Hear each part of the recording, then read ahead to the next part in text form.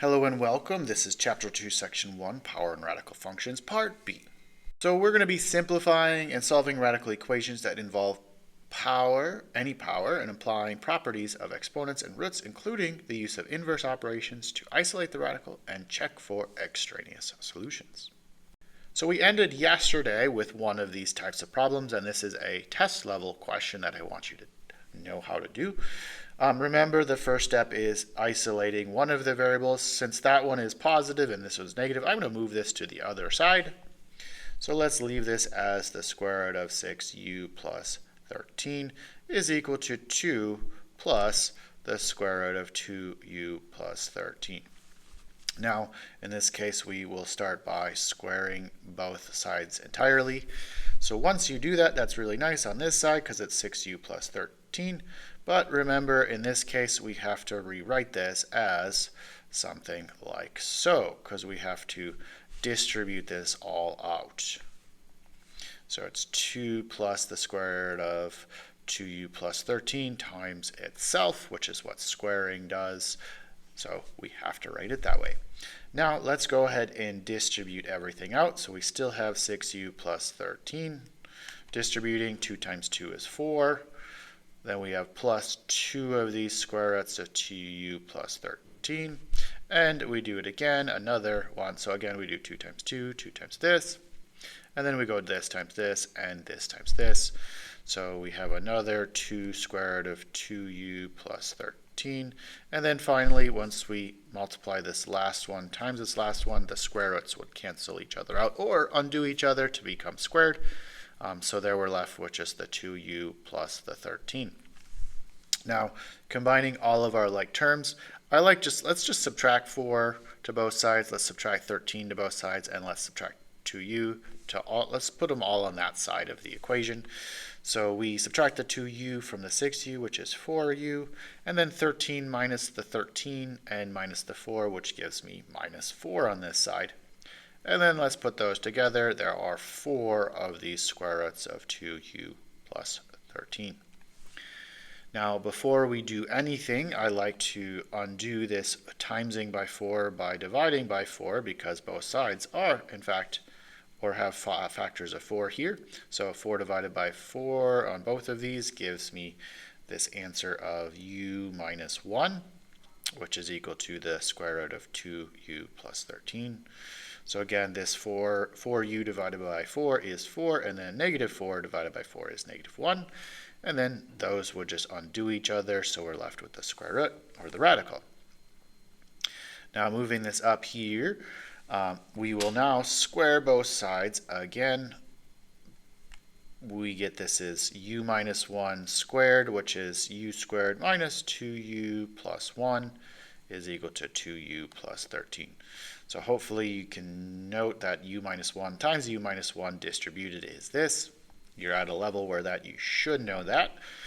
We subtract the 2u and the 13 to the other side, so we get u squared minus 4u, and then minus 12 is in fact 0. So then I would just factor this into what? The factors of negative 12 that add up to negative 4, which is u minus 6, and u plus 2 is 0. So again, the factors of negative 12, so negative 6 times 2 is negative 12. And these two add up to negative 4. So negative 6 plus 2 is negative 4, which will give us that answer or result, which this tells us that, write it up here, that u is equal to 6, u is equal to negative 2. But we need to check for extraneous solutions. And again, if you didn't remember, what that means is that if we square things, we're accidentally turning some negative things positive. Now, sometimes they were already positive, which is okay. So therefore, we're only really checking if we turned a negative positive by accident. We could have either done it here or we could have done it here. We don't know. So let's go ahead and check these. So plugging this back into this equation up here and plugging this back into this equation here, notice that if we plug in negative 2 to the above equation, it will not work. So our only answer will be u is 6. Again, I'm not going to plug it in for you, but you can plug in -2 here, which is -12, plus 13, which is +1, minus, put in again -2, which is a +9 here, which is 1 minus 3, which is -2, not +2, hence not working. So now what we're going to talk about today is what if we have higher powers? Well, very simple. We already talked about this in our other lesson. We can just take and use the fourth power to both sides, which this becomes x, and this is 2 to the fourth, which you could rewrite as 16 as my answer. This one, we can raise it to the third power, Now, the one thing to note is that this is equal to a negative number like we did on the other one. This is okay because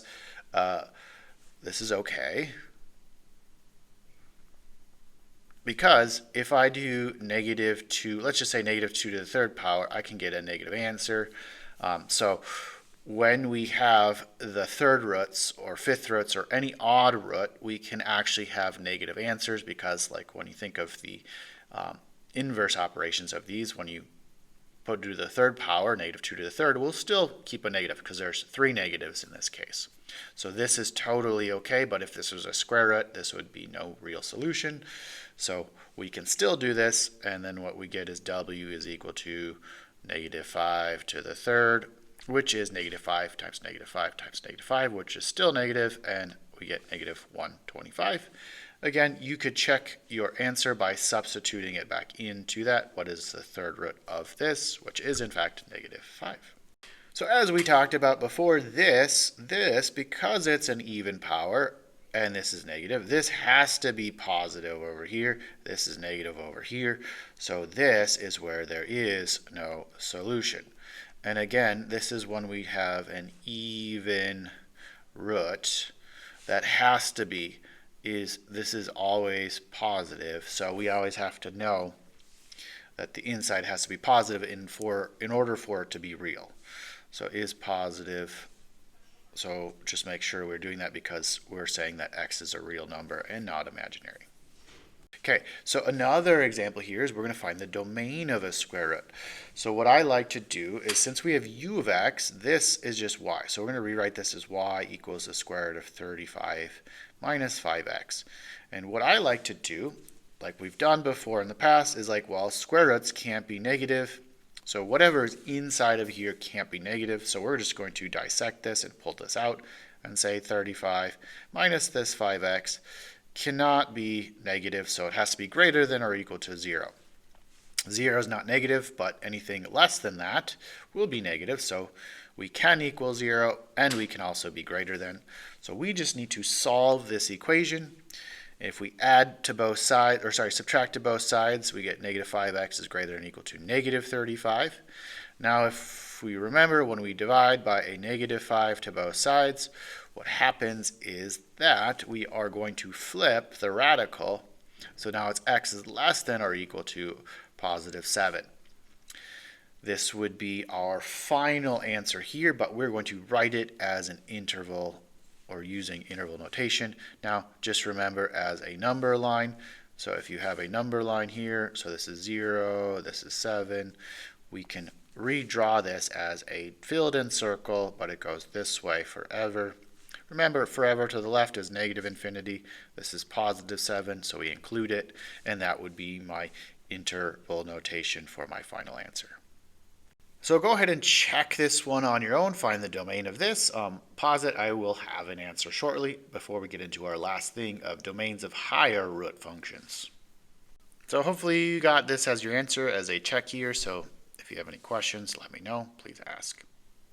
So one of our last things is a higher root function where we need to go ahead and figure out what we could plug in for the x value. So if we look at this first function, this has a odd. This is an odd root. So if you recall that odd roots, I got to rewrite this, odd root, okay. We can actually have, both positive and negatives inside. So therefore, we can literally plug any of the real numbers into this function, and it will give us a real number in return. So whenever we have that odd root, we can just literally jump to the domain of f of x is actually going to be everything, because it doesn't matter what real number I plug into it, I still get a real number in return, because the odd root can have negatives and positives coming out of that function. But if we look at this next one, this is an even one. So this is even root. So this only has positives as our answers, or we can only have positive numbers inside of here. Otherwise, if I take that, it would be imaginary. So what we have to do is take the inside. So we're going to take the inside again and say 2x minus 6 is greater than or equal to 0. We can solve that, so we just get x is greater than or equal to 3. Therefore, my domain of g of x, and my f's are just terrible today, whatever, will be going from 3 all the way to positive infinity, because that's what that is right there. So please go ahead and check your answer on this one. Try it, see if you understand what we're doing. I will have an answer shortly, so pause it and see what you get. So you should have got that it is 7, including 7, and it goes up forever. So anything bigger than 7 and equal to 7 will work for this, because again, if we go like at 8, or sorry, if we go at 6, 6 is less than 7, 6 would be a negative number, and that's not okay. This, I can plug in any number, and I still get a correct or a real answer, because it is a odd root.